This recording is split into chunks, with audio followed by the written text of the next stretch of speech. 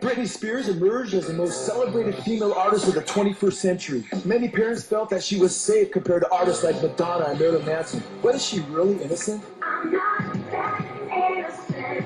I'm not that innocent. I'm not that innocent. Someone tells me.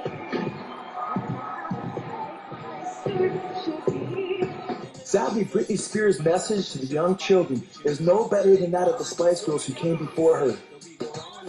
Yes, Weekly said, quote, she's still an eerie contradiction, a hypersexual Cinderella, trying to combine Disney innocence with a touch of old-fashioned smut.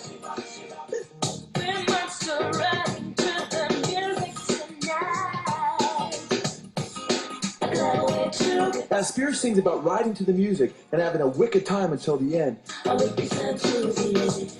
she leaves little to the imagination as to what she's really singing about. She sings about dropping and flexing until they break down the door.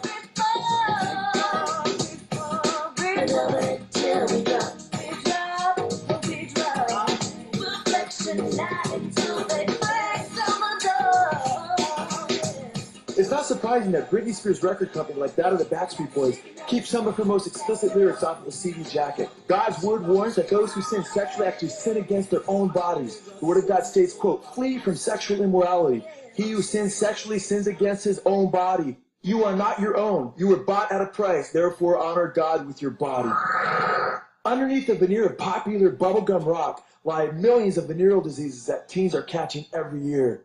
The rock fanzine Cream admitted of rock bands, quote, there's gonorrhea, syphilis, crabs, NSU, venereal warts, and herpes. I mean, you'd simply be amazed at the number of times one has to go to the VD clinic. It's almost a regular stop for some groups on the way to and from a gig. The wallowing through the muck and mire of sleaze is all part of the rock and roll lifestyle. Incredibly, that statement was made when times were tamer before the public advent of AIDS. So deviant are many rock stars that the deviant, flamboyant Elton John said, quote, there's nothing wrong with going to bed with somebody of your own sex. I just think people should be very free with sex. They should draw the line at goats. Now, incredibly, every single day in America, 4,219 teens will get a sexually transmitted disease, some of them fatal. We can get on the streets, do whatever we want. I used to sneak out all the time. Then there was times that I wouldn't come home at all. Yeah.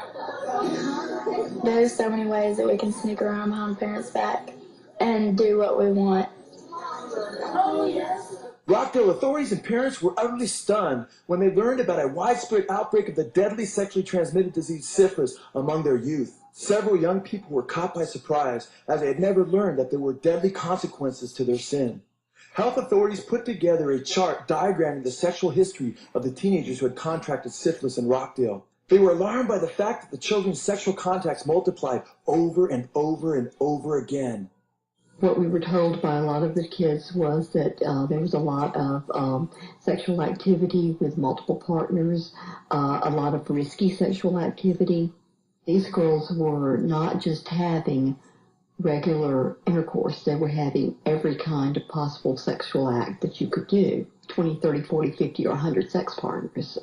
You expect that of someone who is more into the line of being a prostitute or something.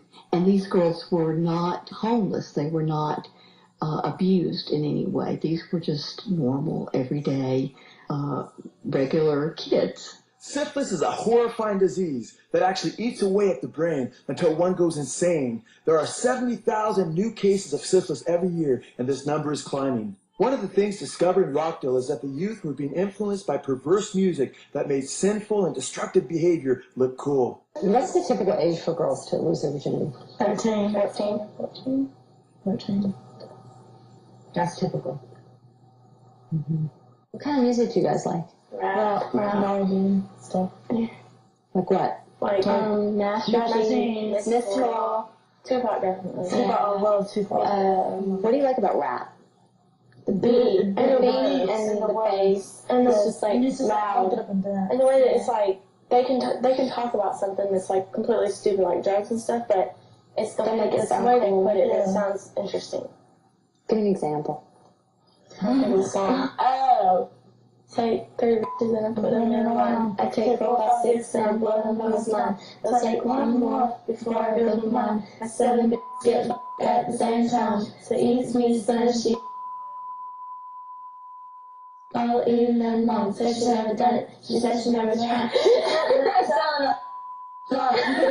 He licked the pig, make my dick split. Mommy licks if the bitch is a good trick. How many niggas talk to bitch and get?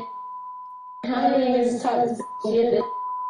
Me, a pimp that you never saw. Now how do you say menage a trois?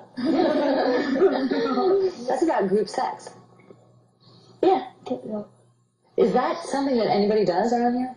I know some people. Yes, I know a lot of people. A lot of people do stuff like that.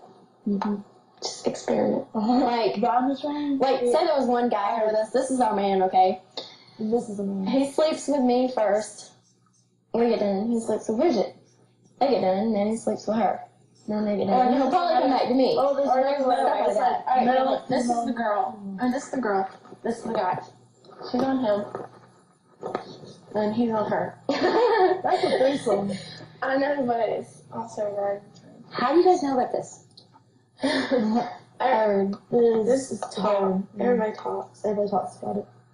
Sadly, the same artists who influenced their fans to live destructive lifestyles later mock their fans for getting diseases.